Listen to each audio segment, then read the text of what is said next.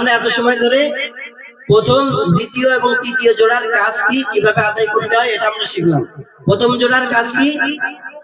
বাতাস চালু বাতাস বন্ধ। দ্বিতীয় জোড়ার কাজ কি? আওয়াজ বন্ধ আওয়াজ বন্ধ আওয়াজ চালু।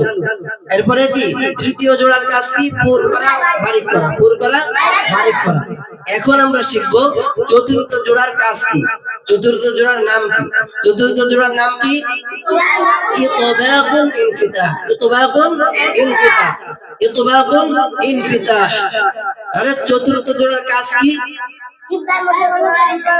জিহ্বার মধ্যখান উপরের তালু থেকে তালুর সাথে লেগে থাকা অথবা কি পৃথক থাকা। জিহ্বার মধ্যখান উপরের তালুর সঙ্গে লেগে থাকা অথবা কি পৃথক থাকা। তৃতীয় জোড়ার কাজ কি? জিহ্বার মধ্যখান উপরের তালুর সঙ্গে লেগে থাকা অথবা কি। চতুর্থ জোড়ার কাজ কি? জিহ্বার মধ্যখান উপরের তালুর সঙ্গে লেগে থাকা অথবা পৃথক থাকা। চতুর্থ জোড়ার নাম কি? ইতবাকুল ইনফিতাহ। ইতবাকুল ইনফিতাহ। জিহ্বার মধ্যখান উপরের তালুর সঙ্গে কেন লেগে থাকে? ইতবাক ইতবাক সিফাতের হরফ কয়টি? 4টি। কয়টি?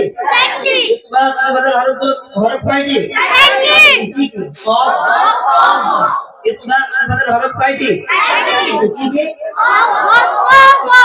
সাদ জ। এই 4টি হরফের মধ্যে জিহ্বার মধ্যখান উপরের তালুর সঙ্গে কেন লেগে থাকে? এটার কারণ কি?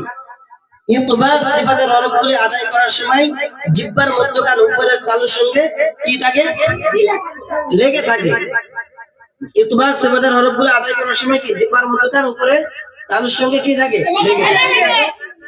আর ইতবাকুল ইনফিতাহ সিফাতের হরফগুলো আদায় করার সময় জিহ্বার মধ্যখান উপরের তালু থেকে কি থাকে? ঠিক আছে, লেগে থাকে। এজন্য কি হয়? এই সিফাতগুলো আদায় করার সময় ইতবাক সিফাতের হরফগুলো আদায় করার সময় জিহ্বার মধ্যখান উপরের তালুর সঙ্গে লেগে থাকে। ঠিক আছে, তাহলে ইতবাক সিফাতের হরফ কয়টি? 4টি। কি কি? সাদ জ জ। ইতবাক সিফাতের 4টি হরফ বাদ দিলে বাকি থাকে কয়টি? 25টি।